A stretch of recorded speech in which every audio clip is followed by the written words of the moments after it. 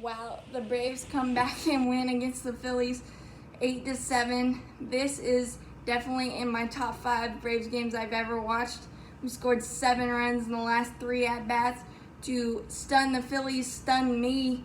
I'm kind of jumping up and down in my hotel room trying to figure out how this happened. And I'll admit I even had to go back to the MLB at-bat app to make sure I get all the key plays and key sequences, because this was absolutely insane. And I'm sure if you mistakenly turned this game off, you're gonna definitely regret it, because this is the type of win that could propel us to the NL East title and a lot more. I know it's only June and I know it's only one game, but oh my gosh. And that crowd was electric, about as loud and insane as I was in my hotel room. But I'll just get right to the big plays. In the 7th inning, after a really costly error by Ozzie Albies, a play on a grounder by JT Realmuto, he makes 99 out of 100 times. He kicked it, and then Rhys Hoskins came up against Dan Winkler, who had given us really good relief to that point. He deposited it into the trees. I don't know if you guys noticed, but Rhys Hoskins gave us the Chipper Jones signal around the bases. I hope it was for respect and not a slight or a disrespect, but I get it. It's a rivalry. Stuff like that's going to happen.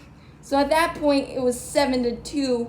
They're thinking, okay, it's just not our night, because Pivetta, other than pitches to Donaldson and Freeman for solo homers, was very efficient and very good. And credit to Max Fried for putting up the bat of the year, probably 13 pitches. And I thought that was going to be very key to getting him out of the game early, but that didn't happen. He was just very efficient from that point until the 7th inning. Started with a simple Brian McCann shot into the chop house, 7-3. You're thinking, all right, this is going to be respectable at the very least. And then a 2-out double by Acuna. And then Gabe Kapler was over managing or not trusting his bullpen, because Pivetta was deep into the 100 pitches, I think 110 at that point, and decided after a mound visit to leave his starter in, although the reliever thought he was summoned, was 20 feet onto the grass and had to go back really quickly. And then I'll admit he had Dansby Swanson's number with nothing straight, like 7, like sliders, cutters, curveballs, and luckily during that at bat, Dansby fouled off a lot and was able to be disciplined enough to earn a walk. And then the reliever, the starter turned reliever Vasquez came in, and Freddie Freeman did Freddie Freeman things. He could be the MVP if Cody Bellinger and Josh Bell didn't exist, but unfortunately for him, they do. But he lined a 97-mile-an-hour pitcher's pitch into left field, so it's 7-4. Josh Donaldson unfortunately strikes out, but it was a good pitch and a good battle. It just didn't work out. And then in the 8th inning, Josh Tomlin came in. We had to kind of piecemeal it together because of the use of our bullpen in that stressful 4-game sweep of the Pirates. Josh Tomlin, our long man, came in, gave up a leadoff double to Kingery, and they manufactured. So you're back to an 8-4 game. You're like, oh gosh, we can't get that shutdown inning. And I just kept thinking, this is not going to be our night. And then leadoff walk by Markakis, a soft grounder that will, to the pitcher Alvarez, that will go unnoticed. Got Markakis to second. 2 outs. Ozzie Albies, a 84-mile-an-hour changeup, I believe. He took it off the dirt. RBI single, 8-5. And then the pinch hitter, Charlie Clutch. Charlie Culberson hit a RBI triple and just kept drifting away from Bryce Harper, and just proving if you get the ball in the air during these hot months in Atlanta, the ball is going to travel, the ball is going to go. We saw that with the 3 homers that the Phillies hit tonight and the homers that we hit tonight. But we definitely got the last laugh. In the top of the 9th, Jerry Blevins was able to pitch around a couple of walks, get the matchups he wanted, get Jay Bruce on a soft fly ball to preserve the 8-6 score to give us a chance in the 9th. And then Hector Neris, who hadn't blown a save, was 18 for 18, I believe, 9 walks, 40 strikeouts.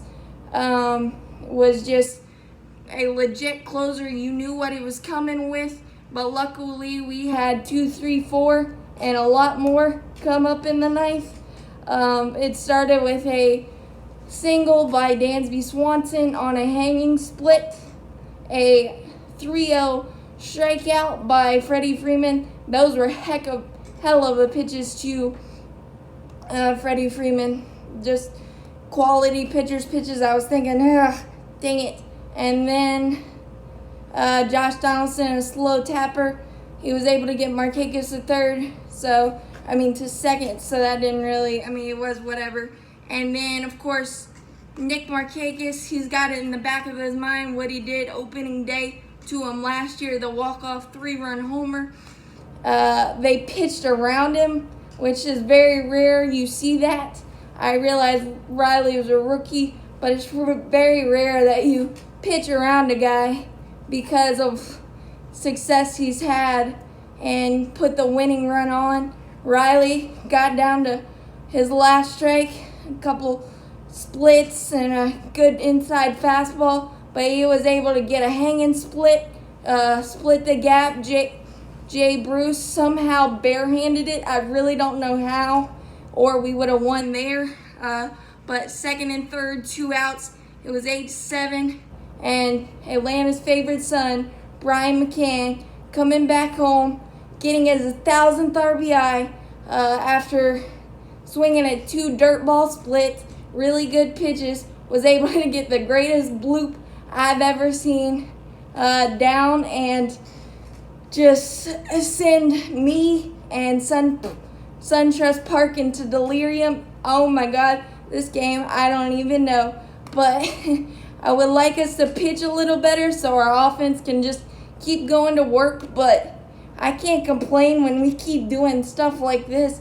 It's unimaginable. It's amazing. There's magic in the air at SunTrust Park. So keep cheering them on. And I'll say it once, I'll say it 1,000 times. Don't turn the TV off at all.